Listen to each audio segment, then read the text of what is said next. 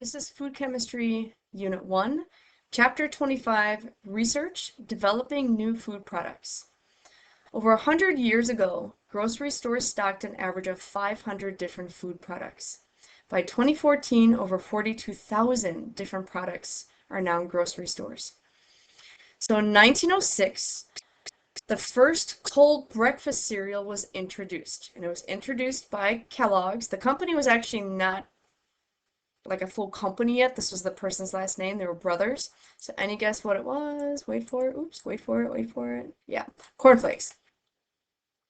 Today, there's over 240 varieties of breakfast cereal. One product can now be offered in various forms. Eggs, for example, can now be purchased frozen, cholesterol-free, and powdered. All of the products on grocery store shelves are the result of extensive research and development, and that's what we're going to look at. So let's look at research first. Research is an organized method of examining a hypothesis, and here it's going to be a hypothesis connected to food.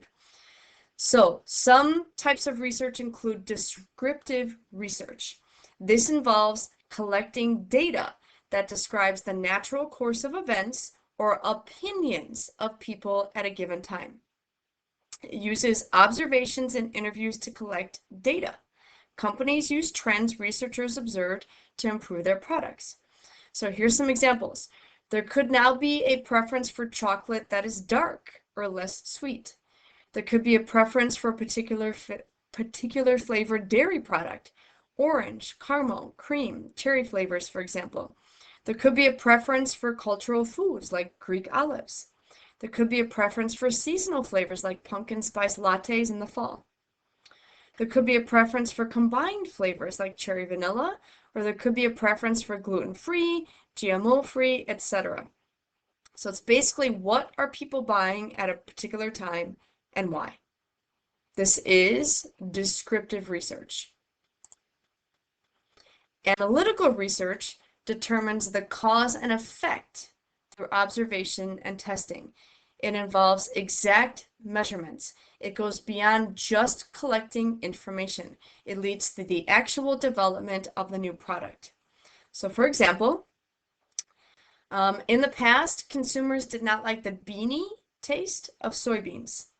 Researchers determined the cause of the taste, lipoxidase enzyme, which is creating that taste, and neutralize the enzyme. So we will talk about enzymes. It's actually a protein. We'll talk about those in a separate unit. The nutritional value of soybean did not change. Only the taste was manipulated by isolating that enzyme and neutralizing it. Researchers looked for new uses for microwaves, for example. This is how microwave popcorn was created. What can we do with a microwave? Researchers at NASA had to determine foods for the ISS, or the International Space Station.